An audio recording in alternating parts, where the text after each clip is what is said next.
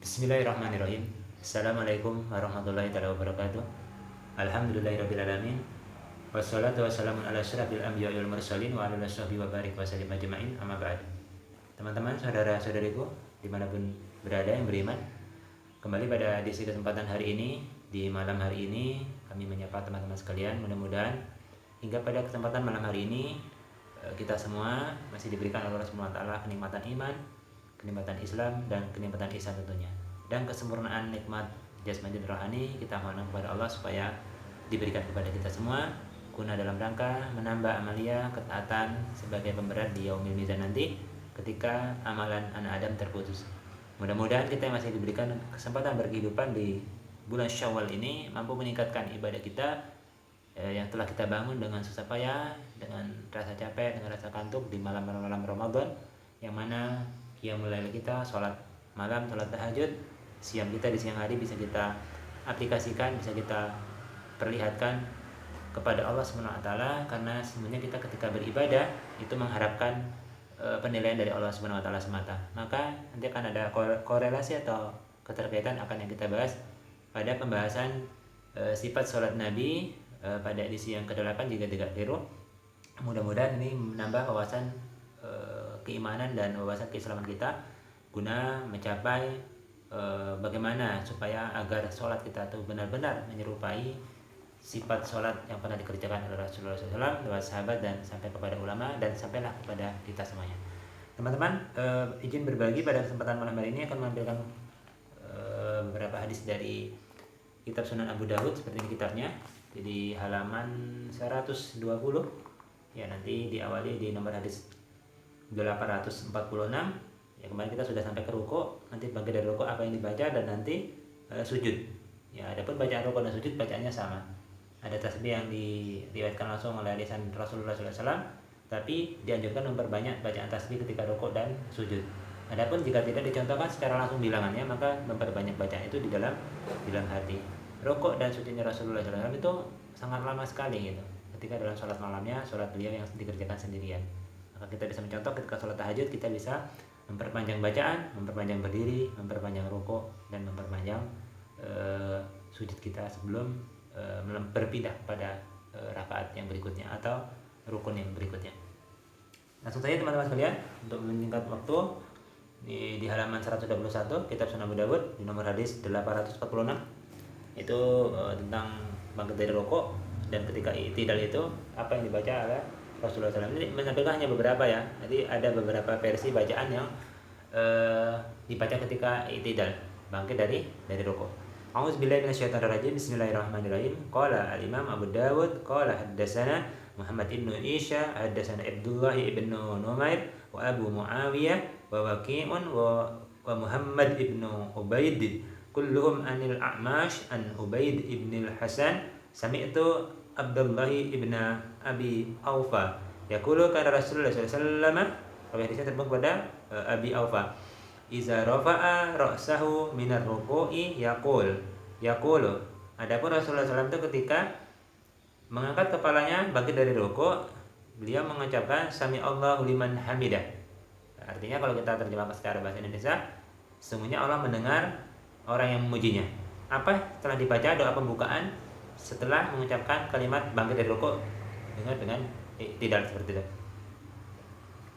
Allahumma rabbana lakal hamdu.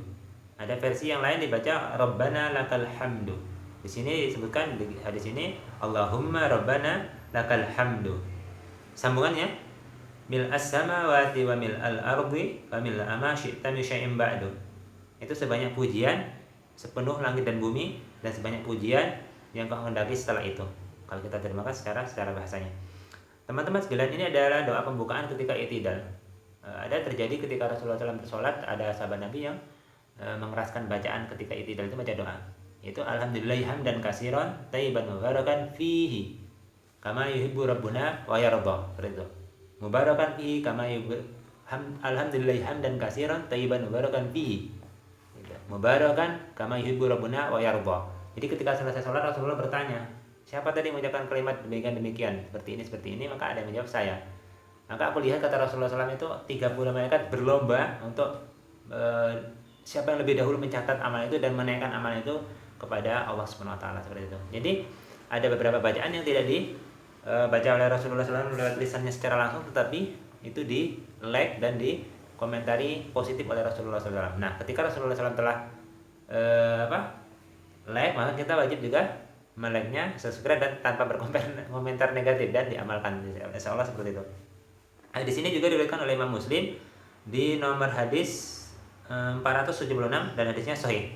Ya, dalam kitab Sunan Abi Dawud juga hadisnya sahih, di kitab Sahih Muslim, Imam Muslim juga hadisnya sahih.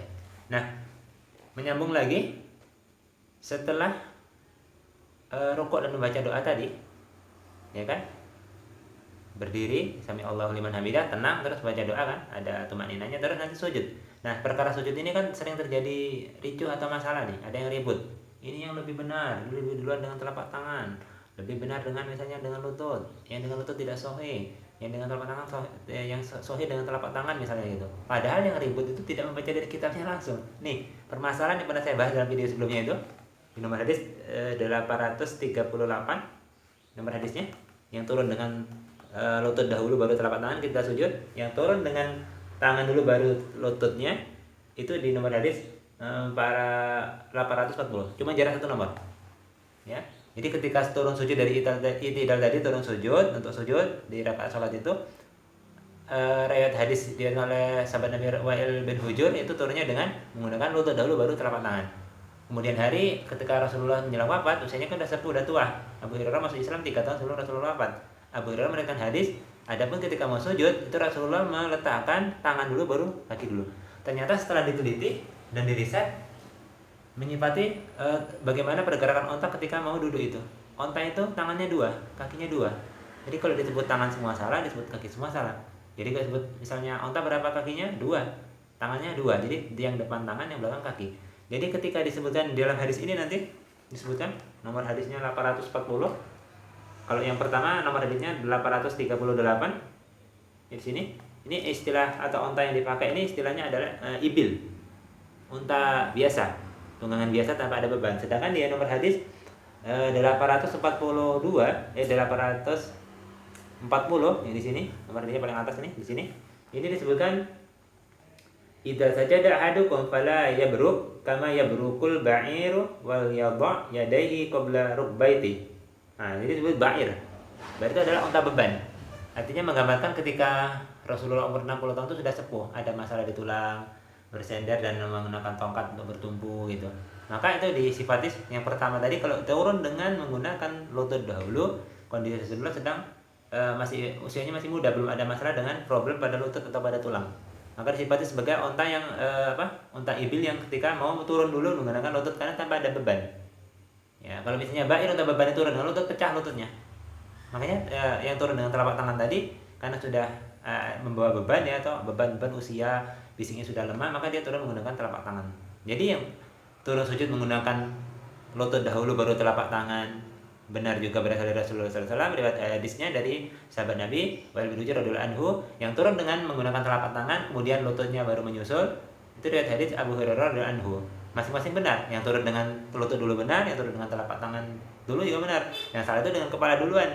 Ya, nanti jedut ke lantai seperti itu. Itu tidak ada riwayat hadisnya. Jadi pentingnya belajar, pentingnya mengerti juga bahasa, dan pentingnya jangan menyalahkan amalia sebelum kita membaca hadis itu secara komprehensif. Adapun yang kami tampilkan ini ketika tadi tidak kan hanya sebagian daripada bacaan.